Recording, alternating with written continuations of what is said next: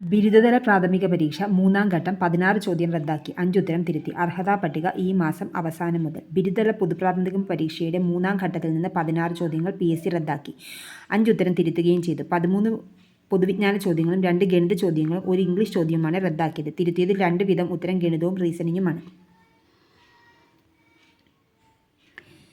പൊതുവിജ്ഞാനത്തിലെ 1 ഉത്തരവും തിരുത്തി.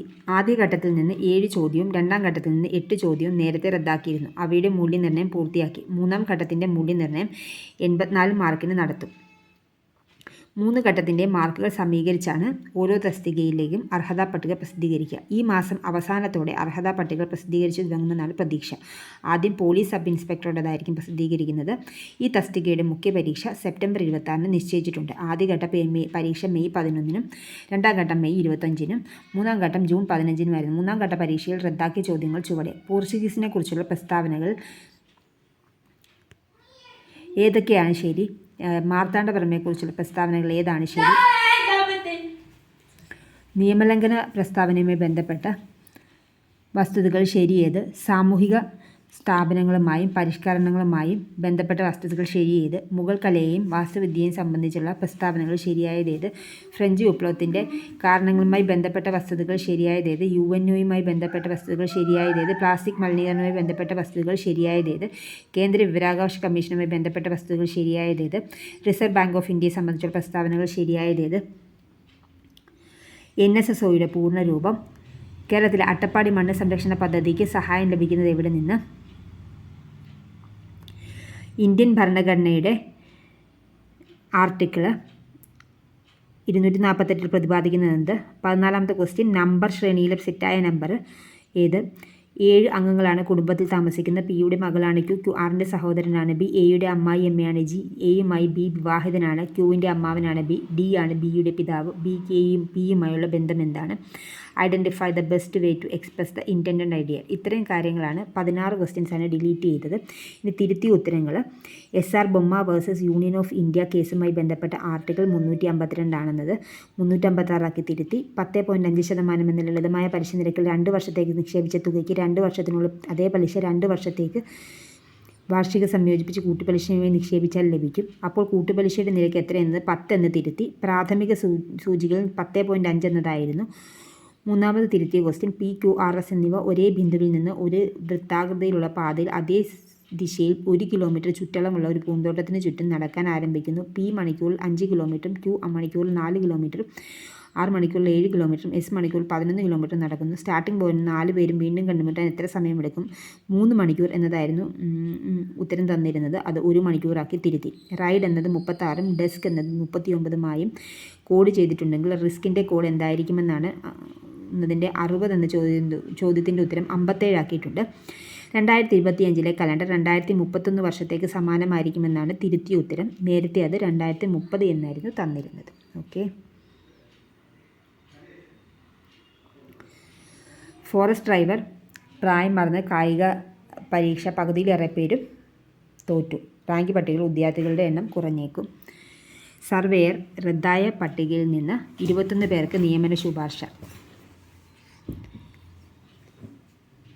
ഏറ്റവും പുതിയ നിയമന നില ഇങ്ങനെ: OC 560, ഈഴവ 565, SC 560, ST എല്ലാവരും, Muslim 686, LC 691, OBC 632, Vishwakarma 749, SIUC Nadar 560, Hindu Nadar 560, SCCC 1279, Dheevara 560. 2018 May 2-നാണ് ഈ റാങ്ക് പട്ടിക നിലവിൽ വന്നത്. സ്വാഭാവിക കാലാവധിയും അതേ കാലാവധിയും പൂർത്തിയാക്കി 2021 ഓഗസ്റ്റ് 5-ന് റാങ്ക് പട്ടിക റദ്ദായി.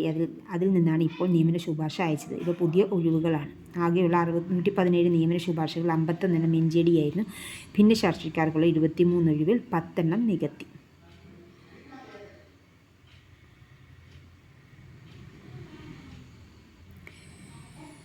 ഇനി കേരളത്തിലുള്ള താൽക്കാലിക ഒഴിവുകളിലൂടെ. പട്ടികവർഗ വികസന വകുപ്പിൽ 140 മാനേജ്മെൻറ്റ് ട്രെയിനിങ്. പട്ടികവർഗക്കാർക്ക് അവസരം. യോഗ്യത SLC. അവസാന തീയതി 20/7/2024. KSWMB data entry operator, project head. അതിൻ്റെ വിശദ വിവരങ്ങൾ അറിയാൻ വേണ്ടി വെബ്സൈറ്റ് വിസിറ്റ് ചെയ്യുക.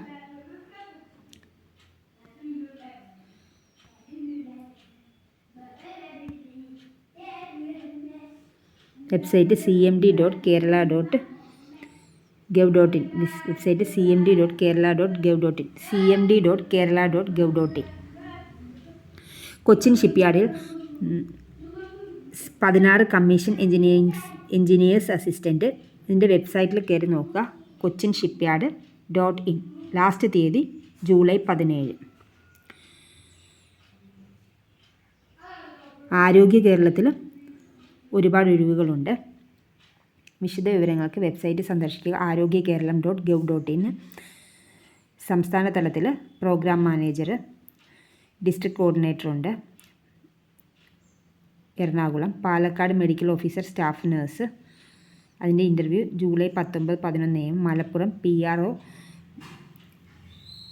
കം OLA അപേക്ഷ ഓൺലൈനായി സമർപ്പിക്കണം. അവസാന തീയതി July 17 5 PM. Kozhikode paediatrician JPHN staff nurse, physician, gynaecologist, paediatrician, dermatologist, ophthalmologist, DEMO cum accountant. അപേക്ഷ ഓൺലൈനായി സമർപ്പിക്കുന്ന അവസാന തീയതി ജൂലൈ 18.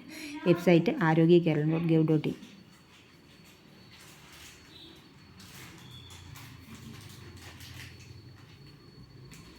സംസ്ഥാന തണ്ണീർത്തട അതോറിറ്റിയിൽ വെറ്റ്ലാൻഡ് സ്പെഷ്യലിസ്റ്റ്. അവസാന തീയതി 25/7/2024.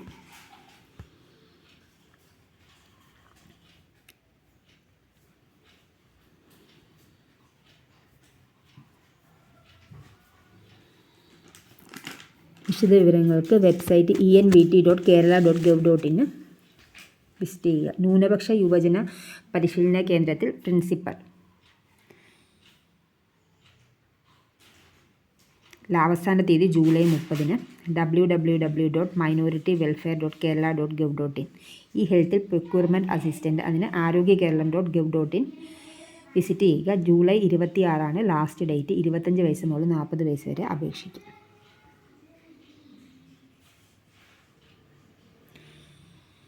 PRD പ്രിസൺ പാനലിൽ 115 അവസരമുണ്ട്. അവസാന തീയതി 20/7/2024.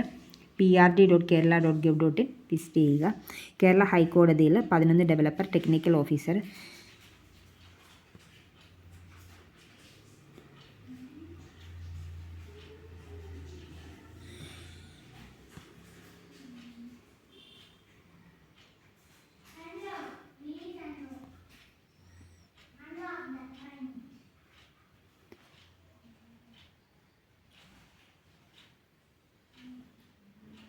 വിശദവിവരങ്ങൾക്ക് hckrecruitment.kerala.courts.in. hckrecruitment.kerala.courts.in. hckrecruitment.kerala.courts.in വിസിറ്റ് ചെയ്യുക. ആയുഷ് മിഷനിലും അവസരമുണ്ട്. www.nam.kerala.gov.in. www.nam.kerala.gov.in. കേരള മീഡിയ അക്കാഡമിയിൽ ലെക്ചറുണ്ട്. 40 വയസ്സ് കവിയരുത്. കരാർ നിയമനമാണ്. 36,000 രൂപയാണ് ശമ്പളം. ജേർണലിസത്തിൽ ബിരുദാനന്തര ബിരുദം വേണം. ജൂലൈ 31 അവസാന തീയതി. 0484242275 എന്ന നമ്പറിൽ കോൺടാക്റ്റ് ചെയ്യുക. നിങ്ങൾക്കിത് ഉപകാരപ്രദമെങ്കിൽ തീർച്ചയായും ലൈക്ക് ചെയ്യുക, ഷെയർ ചെയ്യുക, സബ്സ്ക്രൈബ് ചെയ്യുക. UP സ്കൂൾ അധ്യാപക രക്ഷ എഴുതിയത് 1,33,842 പേർ. LP അധ്യാപക പരീക്ഷയ്ക്ക് 50,000 പേരാണുള്ളത്. ഹാജരാവാത്തിൽ മുൻപിൽ മലപ്പുറം. കേന്ദ്ര സായുധ പോലീസ് സേനകളിൽ അഗ്നിവീറിന് 10% സംവരണമുണ്ട്. കായിക പരിശീലനത്തിലും പ്രായത്തിലും ഇളവ് അനുവദിക്കുന്നുണ്ട്.